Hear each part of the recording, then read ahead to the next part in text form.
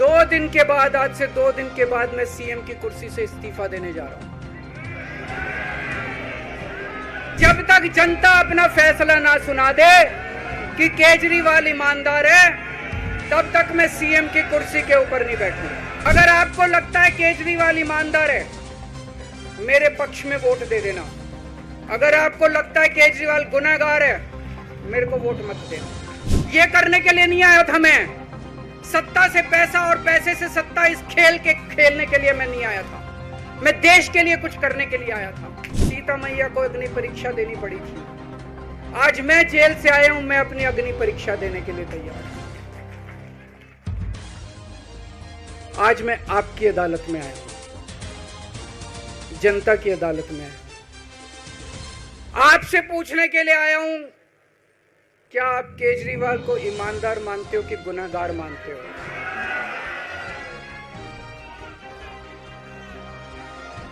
मैं दिल्ली की जनता से पूछना चाहता हूं, मैं देश की जनता से पूछना चाहता हूं कि क्या केजरीवाल ईमानदार है कि गुनहगार है?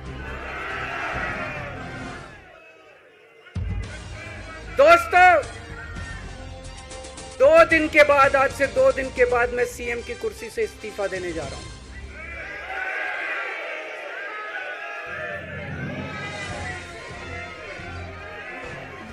और मैं तब तक सीएम की कुर्सी पे नहीं बैठूंगा जब तक जनता अपना फैसला ना सुना देगा। मैं जनता के बीच में जाऊंगा, गली गली में जाऊंगा, घर घर में जाऊंगा, और जब तक जनता अपना फैसला ना सुना दे कि केजरीवाल ईमानदार है, तब तक मैं सीएम की कुर्सी के ऊपर नहीं बैठूंगा।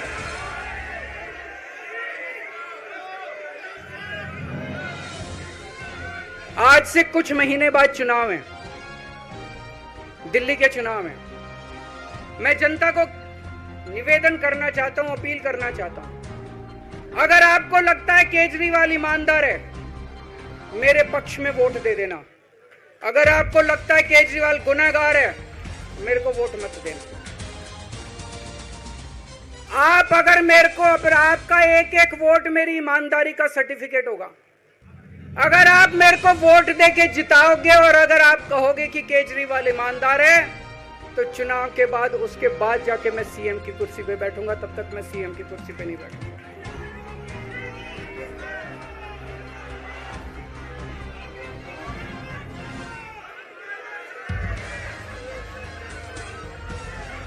आपको लग रहा होगा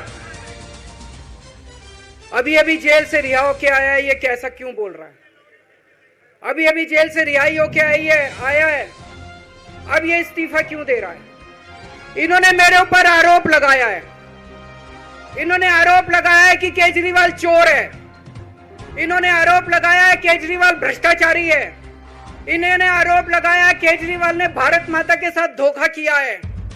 ये करने के लिए नहीं आया था मैं, सत्ता से पैसा और पैसे से सत्ता, इस खेल के खेलने के लिए मैं नहीं आया था। मैं देश के लिए कुछ करने के लिए आया था। जब 14 साल के बाद भगवान राम वनवास से लौटे, सीता मैया को अग्नि परीक्षा देनी पड़ी थी। आज मैं जेल से आया हूं, मैं अपनी अग्नि परीक्षा देने के लिए तैयार हूं। दोस्तों आदाब, नमस्कार। मैं दानिश अली पवार, मेरे YouTube channel prime big news में आपका बहुत स्वागत है।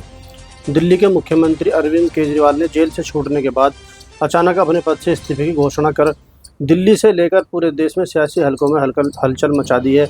आम आदमी पार्टी जहां इसे मास्टर स्ट्रोक मान रही है, वहीं विपक्षी दल उनके इस कदम को सियासी स्टंटबाजी करार दे रहे हैं। केजरीवाल ने रविवार को आप कार्यकर्ताओं को संबोधित करते हुए अचानक 2 दिन बाद अपने पद से इस्तीफा दे देने की घोषणा कर सबको चौंका दिया। उन्होंने जनता से ईमानदारी का सर्टिफिकेट मिलने तक मुख्यमंत्री की कुर्सी पर नहीं बैठने का संकल्प लेते हुए दिल्ली में समय से पूर्व चुनाव कराने की मांग भी कर दी। कुछ ने उनके कामकाज पर जमानत की शर्तों के कारण इसे व्यवस्था बताया है, तो अन्य ने जनता के बीच जाने के उनके निर्णय की सराहना भी की है। भारतीय जनता पार्टी ने आम आदमी पार्टी सुप्रीमो के इस कदम को ड्रामा और अपराध को स्वीकार करार दिया है। हैरानगी जताते हुए पूछा है, क्या उन्होंने अपनी पार्टी की अंदरूनी कलह के कारण इस्तीफे की पेशकश की है? अरविंद केजरीवाल के इस्तीफे की घोषणा के बाद उनकी पत्नी सुनीता केजरीवाल और दिल्ली सरकार में मंत्री आतिशी एवं गोपाल राय के नाम संभावित मुख्यमंत्री के रूप में चर्चा में है। दिल्ली विधानसभा का कार्यकाल अगले साल 23 फरवरी को समाप्त हो रहा है और चुनाव फरवरी की शुरुआत में होने की पूरी उम्मीद है। दिल्ली को अनुसूचित जाति का पहला मुख्यमंत्री मिल सकता है। मुख्यमंत्री अरविंद केजरीवाल के इस्तीफे के ऐलान के बाद आप इस समुदाय से आने वाले कुलदीप कुमार पर दांव लगा सकती है।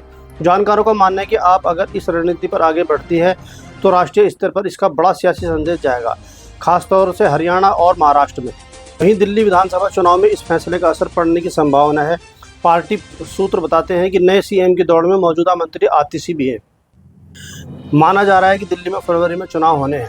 ऐसे में नए मुख्यमंत्री शासनिक से ज़्यादा अहमियत सियासी होगी। अगले 5 महीने में उसको चुनाव मोड में ही काम करना होगा। पार्टी रणनीतिकार मानते हैं कि राष्ट्रीय स्तर की पार्टी अब दिल्ली व पंजाब के बाद दूसरे राज्यों में भी अपनी पकड़ मजबूत करने की दिशा में संजीदगी से काम कर रही है। हरियाणा विधानसभा चुनाव अभी प्राथमिकता में है। वहीं नवंबर में महाराष्ट्र में भी चुनाव होने हैं। दोनों राज्यों में अनुसूचित जाति के वोटर की बड़ी संख्या में है। हरियाणा में इस समुदाय के 21% मतदाताओं के साथ 17 सीटें आरक्षित हैं। वहीं महाराष्ट्र में आरक्षित सीटों की संख्या 29 है और एससी के करीब 13% वोटर हैं। ऐसे में दिल्ली में इस समुदाय का मुख्यमंत्री बनाकर पार्टी मजबूती से अपना पक्ष रखेगी। दिल्ली में 1992 से अभी तक 7 मुख्यमंत्री बन चुके हैं। पहले मुख्यमंत्री प्रकाश यादव समुदाय से आते थे। दूसरे मुख्यमंत्री गुरमुख निहाल सिंह सिख समुदाय से आते थे। उसके बाद 1993 में मदन लाल खुराना मुख्यमंत्री बने, वो पंजाबी थे। फिर साहब सिंह वर्मा, सुषमा स्वराज, शीला दीक्षित और अरविंद केजरीवाल मुख्यमंत्री बने। इनमें से कोई भी ऐसी चेहरा नहीं था। मुख्यमंत्री अरविंद केजरीवाल ने इस्तीफा देने के लिए 2 दिन का समय मांगा है। सूत्रों का कहना है कि नया सीएम बनाने से नेताओं के भीतर खींचतान हो सकती है। इसे रोकने के लिए 2 दिन में पार्टी नेतृत्व अपने नेताओं से सहमति बनाएगा। हालांकि मंत्री आतिशी ने कहा है कि सोमवार को भी छुट्टी है। ऐसे में मुख्यमंत्री मंगलवार को इस्तीफा देंगे। मुख्यमंत्री अरविंद केजरीवाल से पहले बीते 10 साल में 2 मुख्यमंत्री भी अपने विधायक को मुख्यमंत्री का पद सौंप चुके हैं।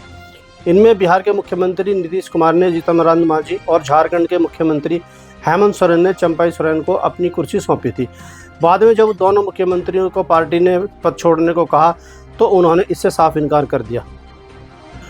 इसी को देखते हुए कयास इस बात के भी हैं कि इस रणनीति में अपने खतरे भी हैं। अगर आपके किसी तेज तर्रार नेता को मुख्यमंत्री बनाया गया तो कहीं वह फिर से बिहार और झारखंड की राह पर न चल पड़े।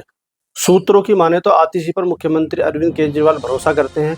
उनके पास सरकार में रहने का अनुभव भी है। तिहाड़ जेल में जाने के बाद दिल्ली सरकार से जुड़े सभी फीडबैक भी केजरीवाल ने आतिशी से ही दिए थे। साथ ही 15 अगस्त पर तिरंगा फहराने के लिए मुख्यमंत्री अरविंद केजरीवाल ने उन्हीं का नाम आगे किया था। रविवार अपने भाषण में भी केजरीवाल ने जिक्र किया कि तिरंगा फहराने के लिए जेल से लिखी गई इकलौती चिट्ठी उपराज्यपाल तक नहीं पहुंच सकी। दूसरी तरफ दिल्ली की महिलाओं को हर माह 1000 रुपये देने की महिला सम्मान योजना को भी मंत्री आतिशी ही देख रही हैं।